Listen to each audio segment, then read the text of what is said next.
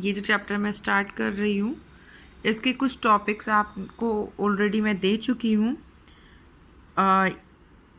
ये chapter number 1 है जिसका पीडीएफ मैंने आपको सेंड किया था एनसीईआरटी बुक का। इस कंप्लीट चैप्टर में आपको कंप्यूटर सिस्टम की जो बेसिक थिंग्स हैं उनके बारे में बताया है। लाइक कंप्यूटर क्या होता है, कंप्यूटर की कैसी कंट्रोलिंग यूनिट्स कौन कौन सी होती हैं, कंप्यूटर के बेसिक जो 3 पार्ट्स हैं वो कौन कौन से हैं, जिसमें input, output, CPU, ALU, memories, operating system, softwares, hardwares, मतलब जो बेसिक चीज़ें हैं वो सभी इस यूनिट में बताई हुई हैं। ऑलमोस्ट टॉपिक्स मैं आपको डिवाइड करके सेंड कर चुकी हूँ। एक बार इसका ब्रीफ ले लेते हैं। ये कंप्लीट चैप्टर आपने पीडीएफ ओपन कर ली होगी, तो एक बार इस पीडीएफ से ही समझ के चल लेते हैं ये पीडीएफ क्या कहती है। हमें सभी को पता है कंप्यूटर एक इनपुट डिवाइस है जो कि एक्सेप्ट करता है डेटा को, एक्सेप्ट डेटा, और उसमें ब्रैकेट में डाला है इनपुट। किसी भी तरीके की raw information, either raw facts, either data जो कि कंप्यूटर एज अ प्रोसेसिंग के लिए यूज़ में लेता है, वो क्या कहलाती है, इनपुट कहलाती है। उस इनपुट पर डेटा कंप्लीट प्रोसेस्ड किया जाता है, प्रोसेसिंग होती है उस पर। लाइक अगर हम लोगों ने कंप्यूटर के साथ में कीबोर्ड, एक हमको सभी को पता है कि इनपुट यूनिट है keyboard, suppose to be keyboard से हमने 2 देन प्लस देन 2 सेंड किया, तो these 2 and 2 then plus, these are called the inputs. जो किससे दिया, हमने कंप्यूटर से दिया। प्लस का जो ऑपरेशन परफॉर्म होगा that is called processing, and outcome जो इक्वल लगाकर 4 आएगा ये है हमारा आउटपुट। ठीक है, तो इनपुट, आउटपुट एंड प्रोसेसिंग सभी के लिए हमें कुछ स्पेशल कंपोनेंट्स की ज़रूरत पड़ती है, एडिशनल कंपोनेंट्स की ज़रूरत पड़ती है, जिसे हम पेरिफेरल डिवाइसेस बोलते हैं, जो बाहर से हमारे सिस्टम में लगाई जाती हैं। जैसे हम कीबोर्ड, माउस, प्रिंटर, मॉनिटर, इन सब चीज़ों की बात करें तो ये हमारी पेरिफेरल डिवाइसेस हैं। ठीक है, अब इसके बाद हम बात करते हैं, आगे चलते हैं, ये क्या कह रहा है हमें। एक सेकेंड रुको, मैंने सीरियल से नहीं लगाए हुए पेजेस।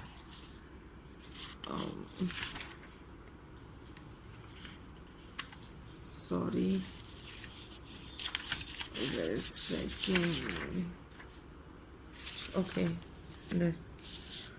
ओके देन सीपीयू की जो सेंट्रल प्रोसेसिंग यूनिट की जो मेन 3 यूनिट्स हैं, जिनको हम लोगों ने कैसे कैटेगराइज किया है, primary memory, we can say that secondary storage device, मतलब मेमोरी आती है, then CU, then ALU. CU जो होता है वो कंप्लीट कंट्रोलिंग का काम करता है। आप लोगों ने देखा होगा उस वीडियो में मैंने डिस्टिंग्विश किया है, जो भी इनपुट डेटा यहाँ से आता है वो कंप्लीट इन 3 प्लेटर्स में से होकर गुजरता है। इन्हीं से उनके टास्क को, टारगेट्स को डिवाइड कर दिया जाता है, और फाइनली जो हमारे तक रिसीव्ड होता है वो आउटपुट डिवाइस के रिगार्डिंग हमें मिलता है। सभी को पता है कि कंट्रोलिंग से रिलेटेड, कंप्यूटर से रिलेटेड जितने भी कंट्रोलिंग, प्रोसेसिंग से रिलेटेड वर्क होते हैं वो सीयू कंट्रोल करता है, निर्धारित करता है ये सभी चीज़ों को कि कौन सी चीज़ किसके पास जानी चाहिए, रीडायरेक्ट करता है, डायरेक्ट करता है उसके फ्लो को, उसके रिप्रेजेंट करने के वर्क को डायरेक्ट करता है। ठीक है, लाइक अगर 2+2 से रिलेटेड कोई भी ऑपरेशन आ रही है तो सीयू उसको कंसिस्ट करेगा कि ये एएलयू से रिलेटेड ऑपरेशन है, और वो एएलयू को हैंड ओवर कर देगा। ठीक है, ये सभी जो चीज़ें कंप्लीट होती हैं ये होती हैं किसके ऊपर डिपेंड करके करती हैं, प्रोसेसर पर। अब प्रोसेसर की हम बात करें तो प्रोसेसर क्या होता है, ब्रेन होता है हमारे कंप्यूटर का, जो कि सीपीयू पर एक छोटी सी माइक्रोचिप लगी हुई होती है। जब हम लोग स्कूल में मिलेंगे तो मैं आपको कंप्लीट सीपीयू खुला हुआ दिखाऊंगी, उसमें मैं प्रोसेसर बताऊंगी, चिप बताऊंगी, जिससे कि आपको समझ में आएगा कि प्रोसेसर क्या होता है। आप लोगों ने टीवी पर ऐड भी देखा होगा, इंटेल कॉरपोरेशन के माइक्रो चिप्स बताए हुए होते हैं, छोटा सा एक इंटीग्रेटेड सर्किट बना हुआ होता है, जिसमें उस चिप को लगाया जाता है, जो कि सेमीकंडक्टर मटेरियल से मिलकर बनता है, और कंप्लीट जो भी प्रोसेसिंग से रिलेटेड ट्रांजैक्शंस होते हैं, किसी भी डेटा को कैरी करना होता है, लाना ले जाने, ये सभी काम प्रोसेसर कंप्लीट करता है। ठीक है, प्रोसेसर की जो वर्क स्पीड होती है वो बहुत फास्ट होती है, जिससे कि हम उसको मेजरमेंट नहीं कर सकते। मतलब अपन बोलते हैं ना कि प्रोसेसर हैंग हो गया, मतलब प्रोसेसर ने वर्क करना बंद कर दिया। अगर हम लोकल लैंग्वेज में सुने तो प्रोसेसर एक तरीके से हमारा ब्रेन, जो कि डायरेक्ट करता है हमारी पूरी बॉडी को कि अब उसे क्या करना चाहिए। ठीक है, अब अपन बात करते हैं, इसमें कुछ कुछ लाइनों में बहुत ज़्यादा कुछ बताया हुआ है जो कि कंप्लीट टॉपिक लेकर चलता है। मैं आपको समराइज करके बता देती हूँ। सीपीयू जो होता है वो सारे डेटा को, इंस्ट्रक्शंस को कंप्लीट करता है और लोकल मेमोरी में जाकर सेव कर देता है। लोकल जो मेमोरी होती है उसको रजिस्टर्स बोलते हैं। रजिस्टर्स को हम ये कह सकते हैं कि मेमोरी में जो सबसे हम बोले लार्जेस्ट जिस यूनिट जो बोलते हैं कि सबसे बड़ी जो यूनिट होती है मेमोरी में स्टोर करने की, उसे हम बोलते हैं रजिस्टर्स। रजिस्टर्स पर पूरा टॉपिक है, मैं आपको कंप्लीट टॉपिक पहले नोट्स दूंगी, उसके बाद हम रजिस्टर्स को एक्सप्लेन करेंगे। ठीक है, इसमें क्या है, कुछ कुछ लाइनों में समराइज करके दिया हुआ है जबकि वो एक वर्ड पूरा टॉपिक है। ठीक है, तो अब आप रजिस्टर्स नहीं समझेंगे तो प्रॉब्लम हो जाएगी। ओके, देन हम इतना समझते हैं कि अर्थमेटिक लॉजिकल यूनिट जो ALU परफॉर्म करता है, CU कंप्लीट कंट्रोलिंग का काम करता है और CPU इन सब चीज़ों का कॉम्बिनेशन है। अब हम इनपुट डिवाइस की बात करें तो ये इनपुट डिवाइस है। इनपुट डिवाइसेस के मैंने बहुत से एग्जांपल्स आपको दिए थे, जो वीडियो ऑलरेडी बनकर सेंड किया हुआ है क्लास 9th का, उस वीडियो को आप अच्छे से देखें, उसमें कंप्लीट इनपुट डिवाइसेस और आउटपुट डिवाइसेस के बारे में अच्छे से एक्सप्लेन किया हुआ है। देखो, इनपुट डिवाइस का मतलब जो इनपुटिंग करने का काम करते हैं। जैसे अपन बात करें कि कीबोर्ड है, माउस है, प्रिंटर है, स्कैनर है,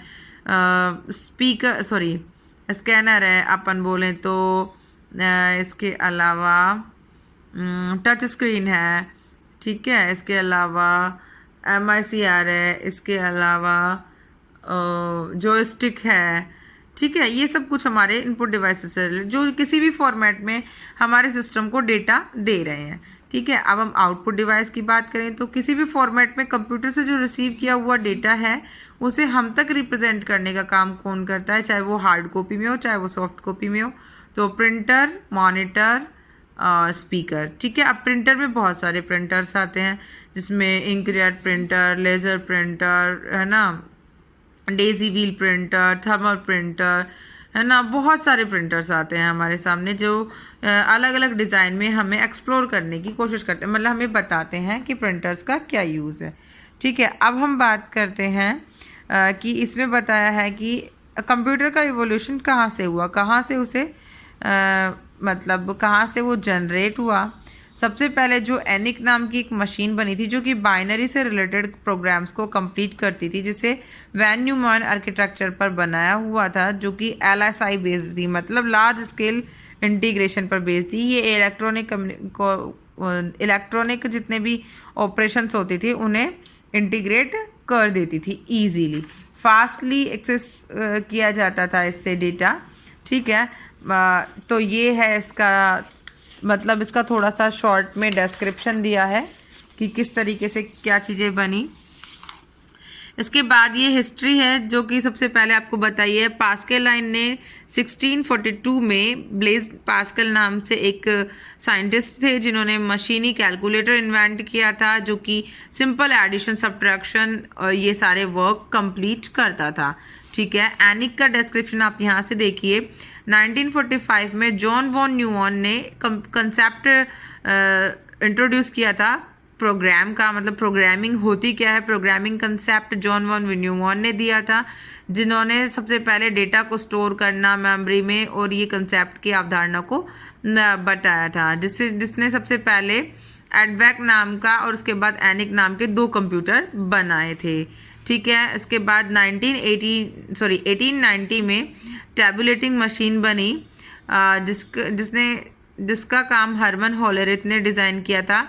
इस टैबुलेटिंग मशीन में जैसे पंच कार्ड होते हैं ना, इस तरीके से कंप्लीट राउंड शेप में होल किए हुए थे और उनमें कुछ डिजिट्स लिखी हुई थी, जिस डिजिट को हम प्रेस करते थे वो प्रिंट होकर आ जाता था। इस तरीके से इसकी पंचिंग कार्ड मशीन थी। नेक्स्ट 1917 में IC बनी थी जिसे हम बोलते हैं इंटीग्रेटेड सर्किट, जो कि अभी जो अपने पास कंप्यूटर है वो VLSICs पर डिपेंड करते हैं, very large scale integrated circuit. इससे पहले जो हम ये बोलें कि जो मेन एंटायर कंटेंट है जो कि अपने कंप्यूटर में बेसिक है, जिसकी वजह से कंप्यूटर यूज में आता है, वर्क करता है, वो आईसी थी, इंटीग्रेटेड सर्किट। छोटे छोटे इंटीग्रेटेड सर्किट बने हुए थे जो कि उसके वर्क को फास्ट करते थे। इसके बाद हम बात करें अबेकस का, सभी को पता है कि almost 3000 years ago abacus introduce किया गया था। ये एक मैकेनिकल डिवाइस थी जो कि सिंपल अर्थमेटिक कैलकुलेशन करने का काम करती थी। आजकल छोटे बच्चों को भी अबेकस सिखाया जाता है, आप सभी को अच्छे से पता होगा, ठीक है। एनालिटिकल इंजन जो कि चार्ल्स बेबेज ने इन्वेंट किया था। मैकेनिकल कंप्यूटिंग डिवाइस जो कि इनपुट प्रोसेसिंग और स्टोरेज, मतलब इसीलिए हम बोलते हैं कि कंप्यूटर के जनक कौन है, चार्ल्स बेबेज, जिन्होंने इन तीनों अवधारणाओं को क्लियर किया था, इनपुट, प्रोसेसिंग एंड आउटपुटिंग, ठीक है। इसके बाद अपन बात करते हैं ट्यूरिंग मशीन। ट्यूरिंग मशीन का जो कंसेप्ट था वो जनरल प्रोग्रामिंग कंसेप्ट था, वही टेलरिंग मशीन के ऊपर डिपेंड करता था, और इन सभी कंसेप्ट को मिलाकर ट्यूरिंग मशीन का कंसेप्ट दिया था। उसके बाद ट्रांजिस्टर्स जो थे ये सेमीकंडक्टर मटेरियल का काम करते थे, बेल लेबोरेटरीज में यूज में आते थे। अब इनका जो कंप्लीट अपन ये बोले कि इनकी जो हिस्ट्री है उसमें आती हैं ये सब चीज़ें। अगर मैं इसकी हिस्ट्री को आपको शॉर्ट फॉर्मेट में बताऊं तो आप उससे समझिए, जो सबसे पहले जो कंप्यूटर की जो जनरेशन स्टार्ट हुई थी उसमें क्या यूज़ में आता था, उसमें यूज़ में आता था वैक्यूम ट्यूब्स। वैक्यूम ट्यूब्स जो होती थी वो साइज़ में बहुत ज़्यादा मोटी होती थी, इसी वजह से जो पहले के कंप्यूटर बनते थे वो बहुत बड़े होते थे, उनका साइज़ पूरा एक कमरे जितना होता था, क्योंकि एक कंप्यूटर को सेट करने के लिए, चलाने के लिए उसमें बहुत सारी वैक्यूम ट्यूब्स का यूज़ आता था, और बहुत सारी वैक्यूम ट्यूब्स जब एक जगह इकट्ठी होंगी तो वो बहुत ज़्यादा स्पेस कवर करती थी। दैट्स वाई जो पहले के कंप्यूटर बनते थे जिनमें वैक्यूम ट्यूब्स यूज़ में आती थी वो बहुत बड़े होते थे साइज़ में, ठीक है। उसके साइज़ को रिड्यूस करने के लिए वैक्यूम ट्यूब को रिप्लेस कर दिया गया और वैक्यूम ट्यूब की जगह पर ट्रांजिस्टर्स लगा दिए गए, ठीक है। ट्रांजिस्टर्स जो लगाए वो वैक्यूम ट्यूब से तो छोटे होते थे, बट इतना मतलब हम ये बोल सकते हैं वैक्यूम ट्यूब से तो छोटे होते थे, बट जो आज के टाइम पे हमारे VLSI के जो कंप्यूटर्स हैं उनसे तो बहुत बड़े होते थे, ठीक है। ट्रांजिस्टर्स का भी सेम वही वर्क होता था जो वैक्यूम ट्यूब्स का वर्क होता था, बट क्या था कि उसकी वर्किंग इफिशिएंसी को बढ़ाने के लिए और उसके स्पेस को, उसके साइज़ को कम करने के लिए ट्रांजिस्टर्स को यूज़ में लिया गया था, ठीक है। अब इसके बाद का जो कंप्लीट हिस्ट्री है मैं पूरी हिस्ट्री के साथ ही आपको बताऊंगी। अभी फ़िलहाल आप इसी को यहाँ तक समझिए, इसके बाद एक और वीडियो मैं आपको शाम तक अपलोड करती हूँ, उसे कंप्लीट पढ़ लेना। ये कंप्लीट चैप्टर हमारा यहीं पर फिनिश हो जाएगा। Thank you.